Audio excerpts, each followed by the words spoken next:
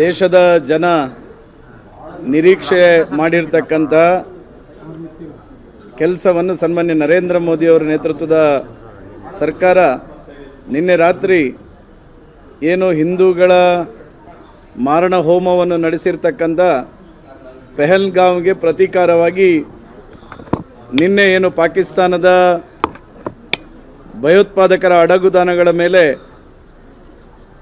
ಅಟ್ಯಾಕನ್ನು ಮಾಡಿರ್ತಕ್ಕಂಥ ನಮ್ಮ ಸೈನಿಕರಿಗೆ ನಾನು ಅಭಿನಂದನೆಗಳನ್ನು ಸಲ್ಲಿಸ್ತೇನೆ. ನರೇಂದ್ರ ಮೋದಿಯವರಿಗೆ ಅಭಿನಂದನೆ ಸಲ್ಲಿಸ್ತೇನೆ.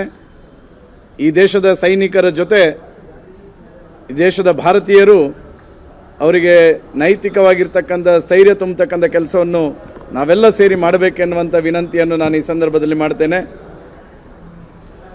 ಅದರ ಜೊತೆಗೆ ಮುಂದಿನ ದಿನಗಳಲ್ಲಿ ಜಗತ್ತಿನ ಯಾವುದೇ ದೇಶ ಭಯೋತ್ಪಾದನಾ ಚಟುವಟಿಕೆಗೆ ಬೆಂಬಲ ಕೊಡದ ರೀತಿಯಲ್ಲಿ ಈ ಕಾರ್ಯಾಚರಣೆ ಮುಂದುವರಿಬೇಕೆನ್ನುವಂಥ ಅಪೇಕ್ಷೆಯನ್ನು ಸಹ ನಾನು ಈ ಸಂದರ್ಭದಲ್ಲಿ ಹೇಳಲಿಕ್ಕೆ ಇಷ್ಟಪಡ್ತೇನೆ.